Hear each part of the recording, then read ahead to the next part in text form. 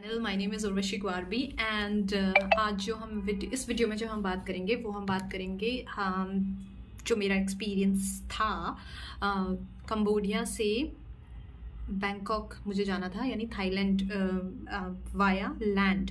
तो वो बॉर्डर जो मैंने क्रॉस किया था उसका एक्सपीरियंस मैं आपको बताऊंगी। आई थिंक बहुत ही बेकार एक्सपीरियंस था, बहुत ही ज़्यादा। कंबोडिया में मैं 2 दिन रुकी थी, जैसा मैंने आपको बताया है। आई बटन में लिंक दे दूंगी कंबोडिया का, अगर आपने नहीं देखा है तो आप देख सकते हो। ऐसा कुछ खास नहीं है, थोड़ा अनसेफ भी है और but country is fine. My travel was not as much as I think कि अच्छा होगा, ठीक है, बट ओके था। सो सुबह मेरी बस थी थाईलैंड के लिए और कंबोडियन बस स्टैंड पे मैं सुबह पहुंच गई थी।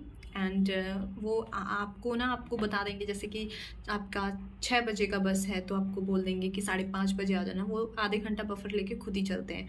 वियतनाम में मैंने लोग देखे थोड़ा पंक्चुअल हैं, बट कंबोडिया में सो है, अपने जैसे ही हैं। तो फिर जर्नी शुरू होती है। वहाँ से एक वैन टाइप की आई थी जिसके काले शीशे लगे थे। अच्छा, हमारे वहाँ काले शीशे बहुत नॉर्मल नहीं होते एक्चुअली, सिर्फ वीआईपीज़ या वीआईपीज़ को दिए जाते हैं। वहाँ काले शीशे नॉर्मल है, आपको हर गाड़ी में काले शीशे देखेंगे, specially in Cambodia.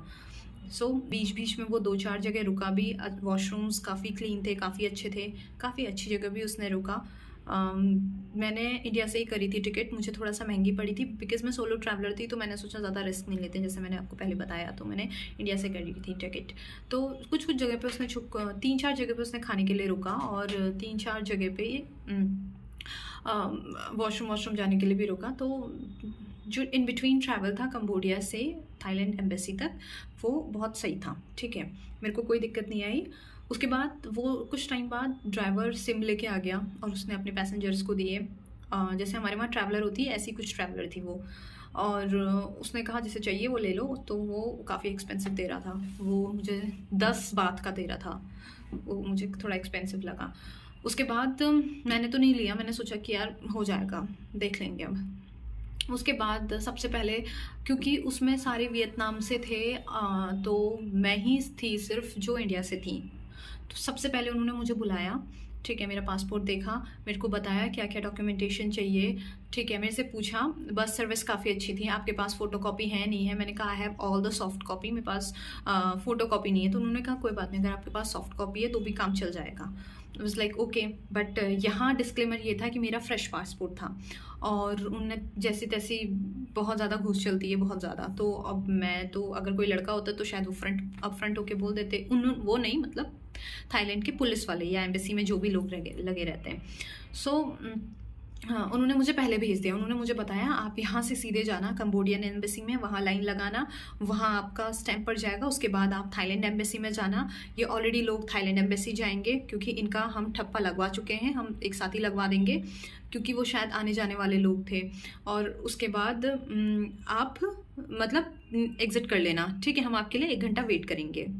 I said okay. उन्होंने मुझे 15 मिनट्स पहले भेज दिया था।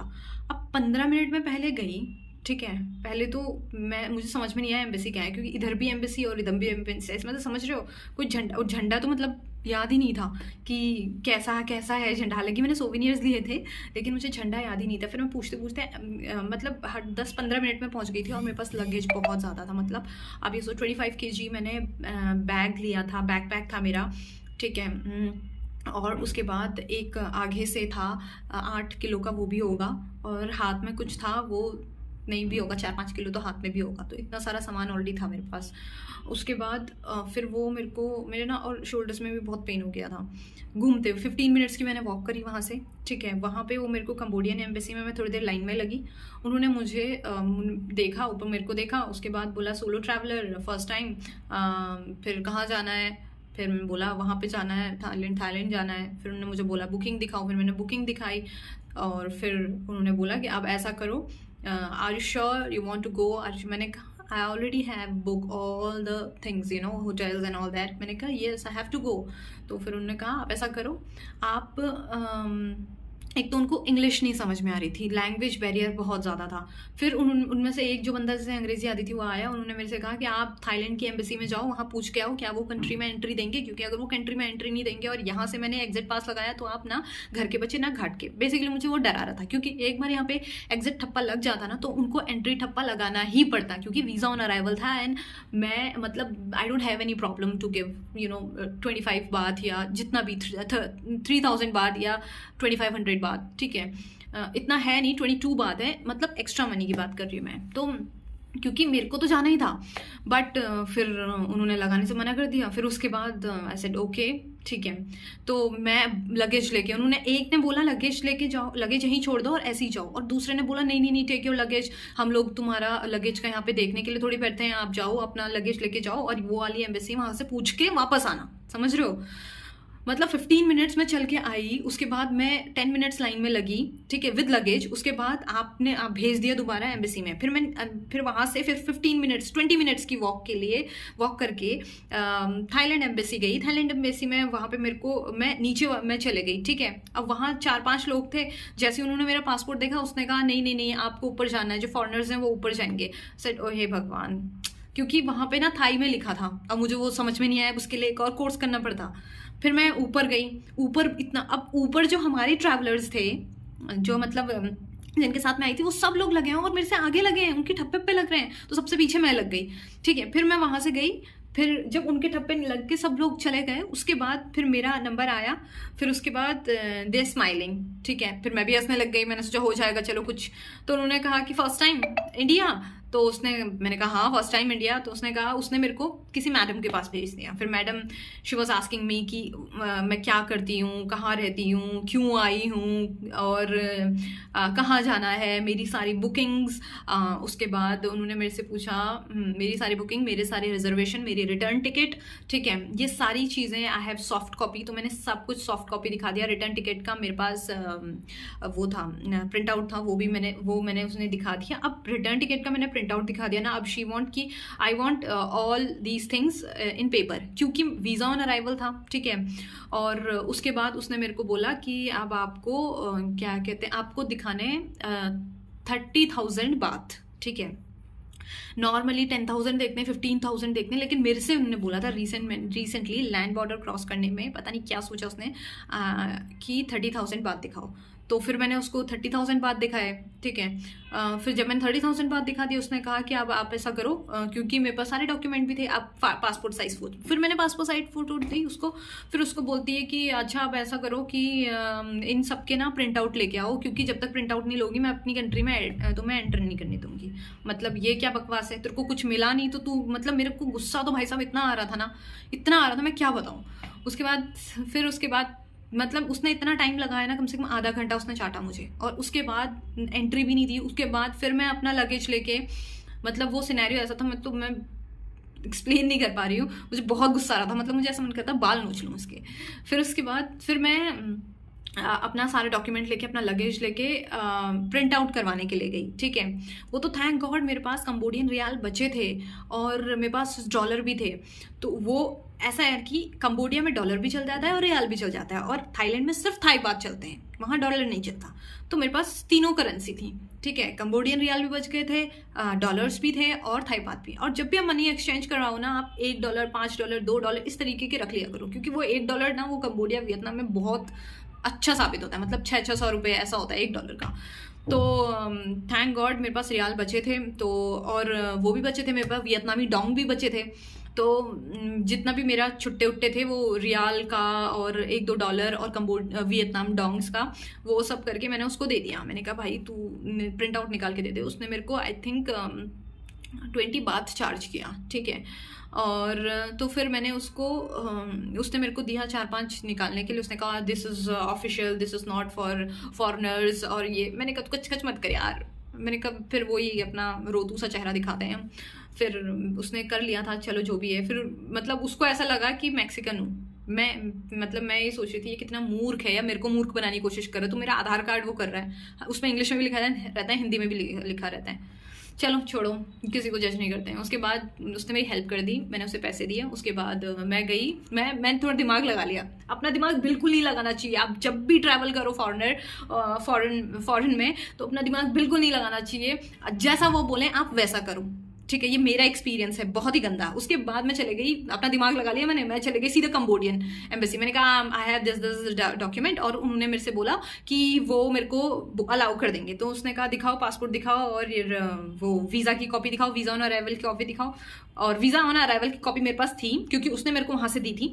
उसने नाम वाम कुछ फिल करने के लिए बोला था, वो मैंने फिल करके मैं सीधे कंबोडियन एम्बेसी चले गई, ठीक है। उसने कहा आप इसमें स्टैंप लगाओगे, उसके बाद हम यहाँ से एग्जिट स्टैंप लगाएंगे। हाँ गॉड, मतलब अब तक ना मेरी एनर्जी पूरी खत्म हो चुकी थी, पूरी की पूरी खत्म।